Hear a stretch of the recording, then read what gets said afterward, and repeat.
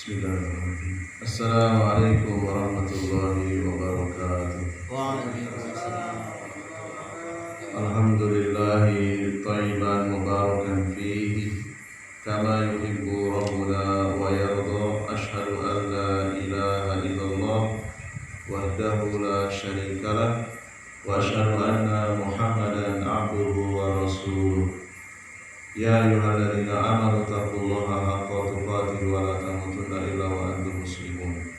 Ya ayyuhan nasu taqu rabbakum alladzi khalaqakum min nafsin wahidah wa khalaqa minha zawjaha wa batha minhuma rijalan katsiran wa nisaa'a wattaqullaha alladzi tasaaluna bihi wal arham innallaha kana 'alaikum raqiba.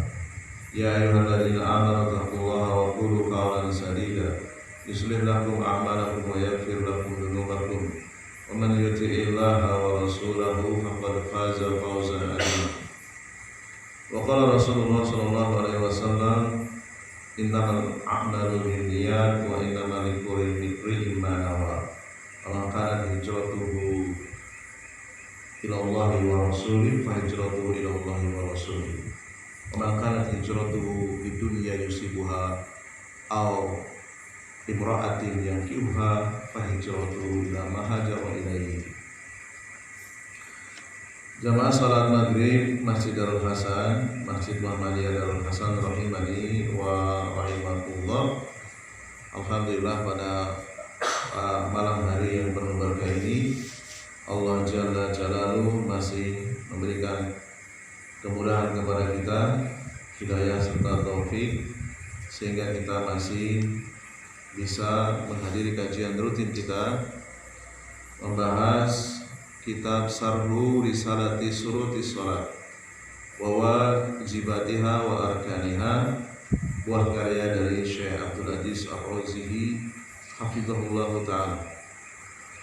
Masih melanjutkan tafsir dari Al-Fatihah, makna-makna yang terkandung dalam surat Al-Fatihah minimal kita hafal arti yang sudah diterjemahkan oleh Kementerian Agama, minimal itu ya.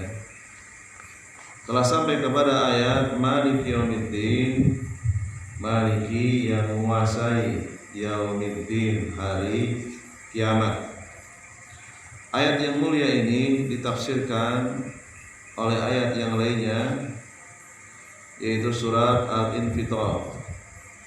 Yauma la tamliku nafsun li nafsin syai'a wal amru yauma idzillah. Pada hari kiamat engkau tidak bisa membela seorang pun, masing-masing bertanggung jawab terhadap amalan masing-masing, dan urusannya pada hari itu lillahi, terserah Allah. Kata-kata nafsun di dalam Al-Infitar ayat yang ke-19 ini nakiratun fi siyakin nafyi lil umum, bentuknya umum ya. Hatta nafsun nabi, bahkan Nabi sendiri sallallahu alaihi wasallam afdalul anfus, beliau yang paling utama di antara manusia. La ma tamliku li ghairiha syai'an, beliau juga tidak bisa membela siapapun ya. Disebutkan dalam hadis yang sahih, hadis riwayat Bukhari nomor 2753 dan riwayat Imam Muslim nomor 204, beliau pernah bersabda, ya ma'sara Quraisy, wahai bangsa Quraisy. Quraisy ini kakek Nabi yang ke-15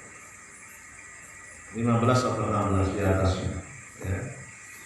Di Abdul Muthalib, Hashim dan seterusnya ya.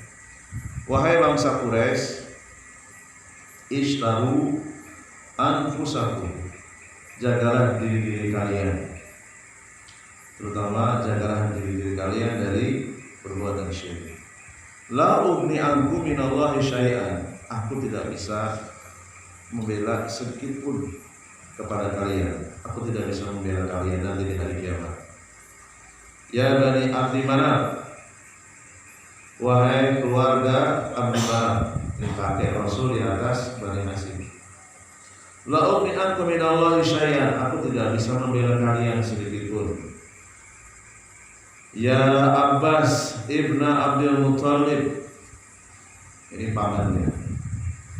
Wahai Abbas, anak dari Abdul Muttalib. Abdul Muttalib kakeknya Rasul. La ughni anka minallahi syai'an, aku tidak bisa membela-mu sedikit pun. Wa ya Sofiyah ammata Rasulillah, wahai Sofiyah bibi Rasulillah, bibinya Rasulullah. La ughni anki, aku tidak bisa membela-mu minallahi syai'an, sedikit pun dari persidangan Allah nanti. Wa ya Fatimah binta Muhammadin, wahai Fatimah putri Rasulullah, salini ma syi'ti min mali, engkau bisa meminta apa saja dari harta yang aku punya. La ughni anki minallahi syai'an, aku tidak bisa membela-mu pada hari kiamat nanti. Ya, artinya setiap manusia itu mempertanggungjawabkan amalan perbuatannya.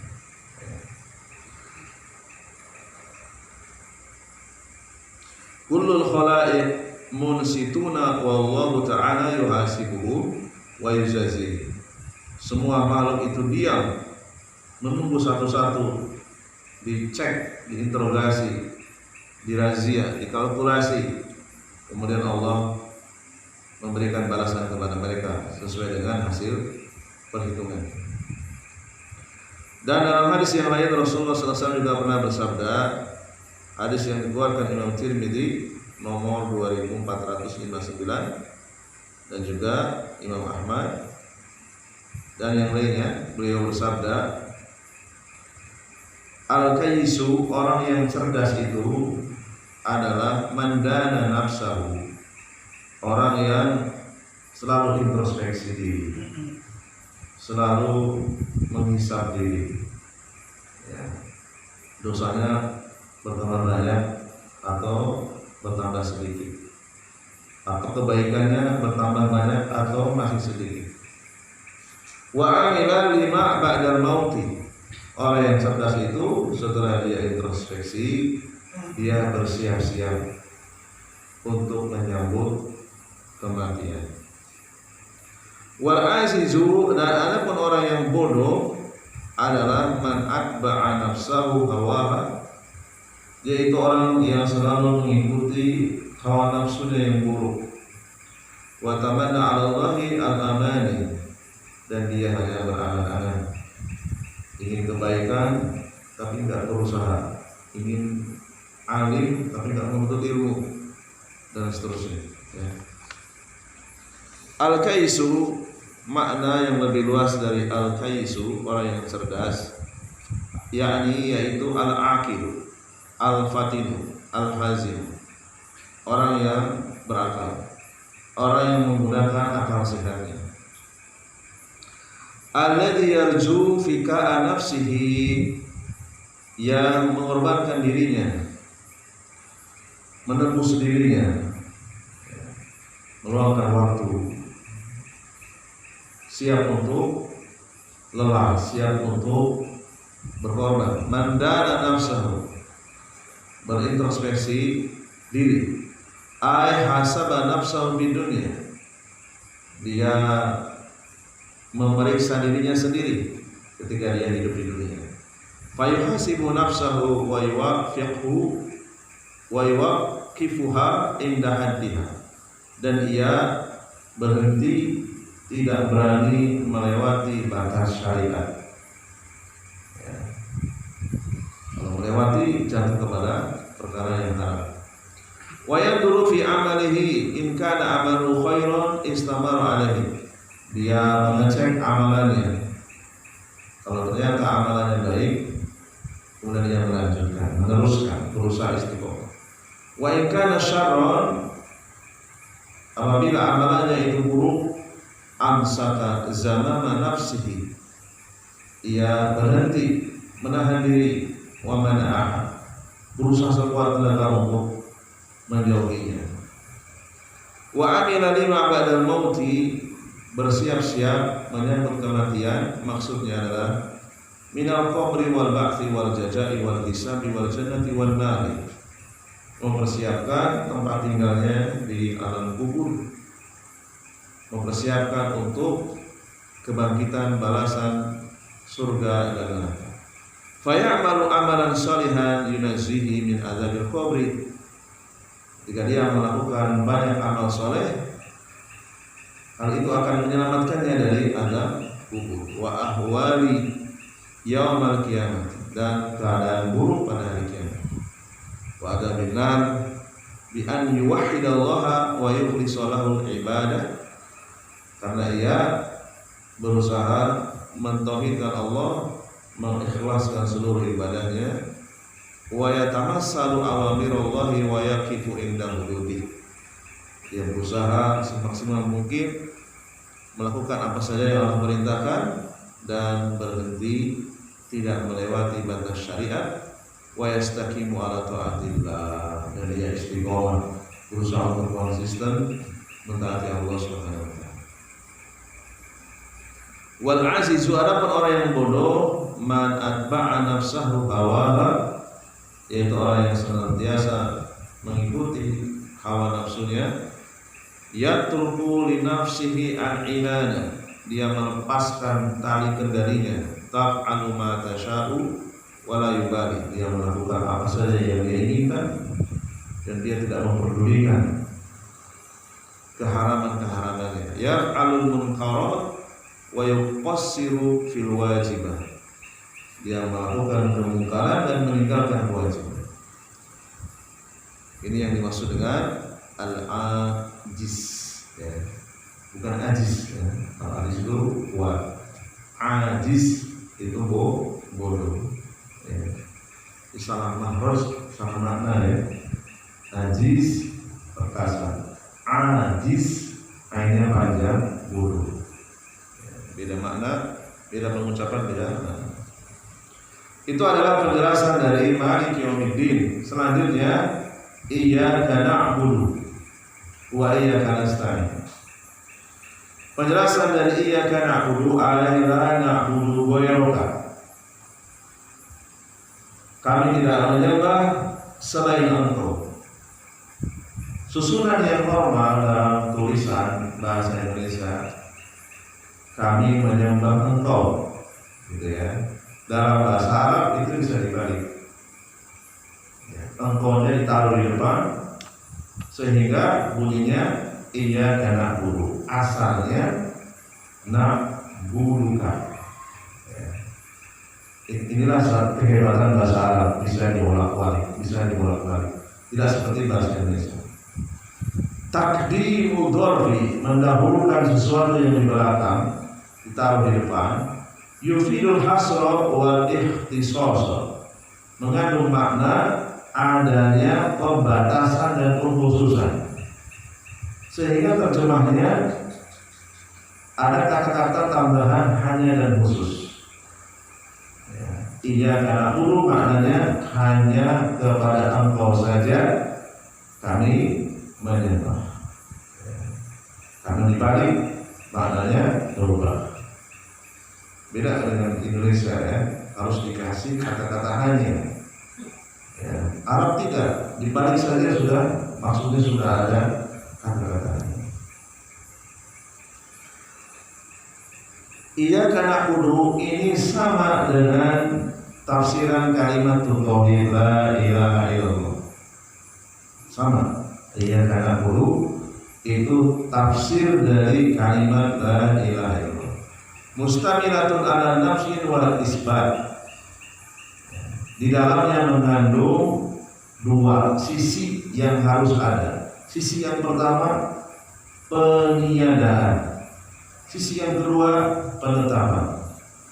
An-nafyu fi qaulika la ilaha, ucapan la ilaha ini mengandung satu sisi, yaitu peniadaan.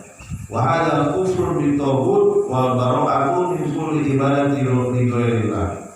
yaitu mengingkari seluruh sesembahan selain Allah dan berlepas diri darinya. Sisi yang kedua, wal isbat fi qaulika illallah, yaitu pada ucapan illallah. Hada isbatul ibadah lillahi wahdahu wa imanu bih, menetapkan ibadah kepada Allah saja. Dua-duanya harus lengkap. Kalau meniadakan saja, termasuk Allah ditiadakan, jatuhnya ateis. Kalau menetapkan Allah tanpa meniadakan, jatuhnya musyrik. Sehingga dua-duanya harus lengkap, meniadakan atau mengingkari seluruh sesembahan selain Allah dan menetapkan hanya Allah saja. Dan juga ditafsirkan dengan ayat yang lainnya, surat Al-Baqarah ayat 256. Jadi satu ayat itu berkaitan dengan ayat-ayat yang lain. Makanya kata Al-Imam Ibnu Qayyim, ya, seluruh ayat Al-Quran itu kalau direnungkan semuanya sama, mengandung kalimat tauhid. Hanya pemilihan diksi yang berbeda, substansinya sama. Paman yang kurbi tauhid, barang siapa yang menolak, mengingkari para tauhid, seluruh sesembahan selain Allah, wa yu'min billah, dan beriman kepada Allah saja, faqad, sungguh ia telah istamsaka, dalam berpegang kuat bil urwatil wusqa. Urwatil wusqa diterjemahkan oleh mufassir, maksudnya adalah dengan kalimat la ilaha illallah. Jadi iya karena ulu itu sama saja dengan la ilaha illallah.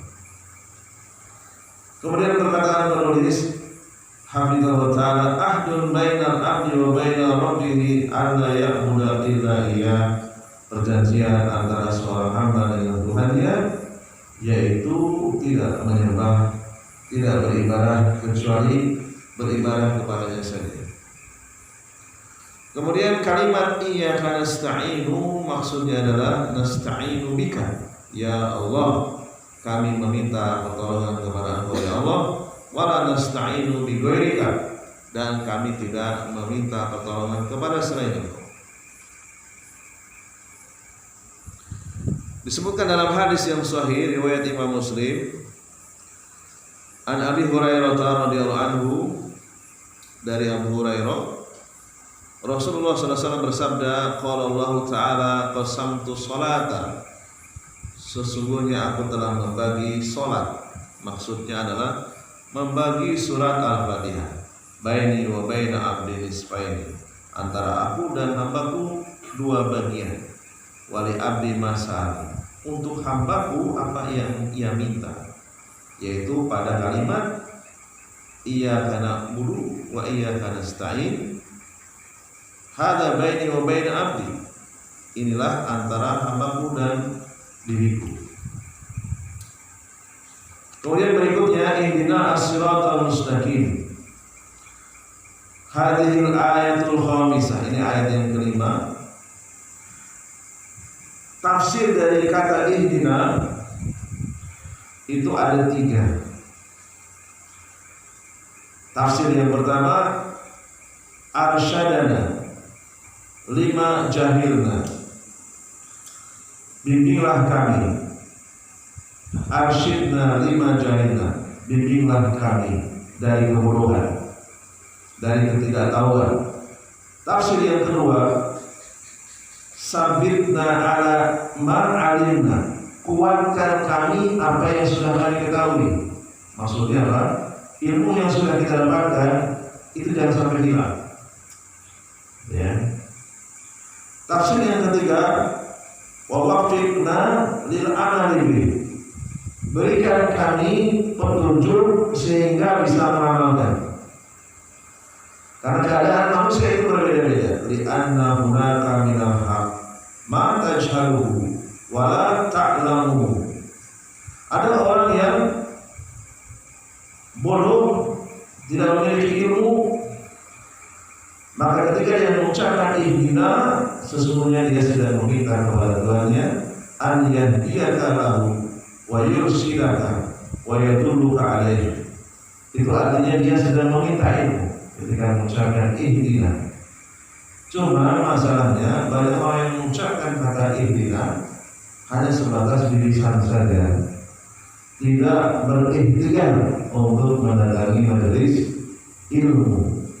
Doa tanpa usaha tentu kurang bermanfaat. Sebagaimana orang ingin meminta anak yang soleh tapi nggak menikah, ya nggak mungkin. Ya. Wa hunaka syai'un alimtahu wa amilta bihi fa anta tas'alullaha an yusabbitaka alaihi. Ada orang yang dia memiliki ilmu, ya. Dia memiliki ilmu, tetapi ilmunya itu kadang hilang, kadang nggak diamalkan, ya. Kadang lupa, kadang jarang dipakai. Ketika dia mengucapkan ihdina, itu artinya engkau meminta kepada Allah agar ilmu tersebut diawetkan, dikuatkan, jangan sampai hilang. Yang paling gampang itu diajarkan dan diamalkan. Itu yang paling kuat. Ilmu diamalkan, diajarkan. Wa hunaka syai'un 'alimtahu walakin lam ta'mal bihi. Ada orang yang memiliki ilmu, ilmunya banyak, mondok udah bertahun-tahun, ngaji duduk di hadapan ustaz puluhan tahun, tetapi sedikit sekali yang diamalkan. Ketika dia mengucapkan ihdina, itu sama saja dengan tas'alullaha an yuwaffiqaka lahu. Ya Allah, berikan aku taufik agar aku bisa mengamalkan ilmu yang telah aku ketahui. Kullu hadza dakhilun fi qaulika ihdina ya Allah. Tiga tafsiran tadi masuk dalam kalimat ihdina as-siratal mustaqim.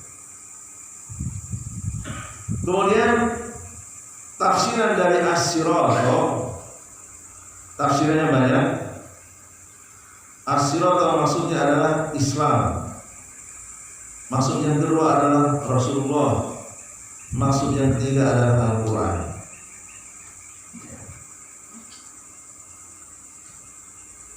Wal kullu haqqun faman istaqama ala dinil Islam fahuwa ala sirat.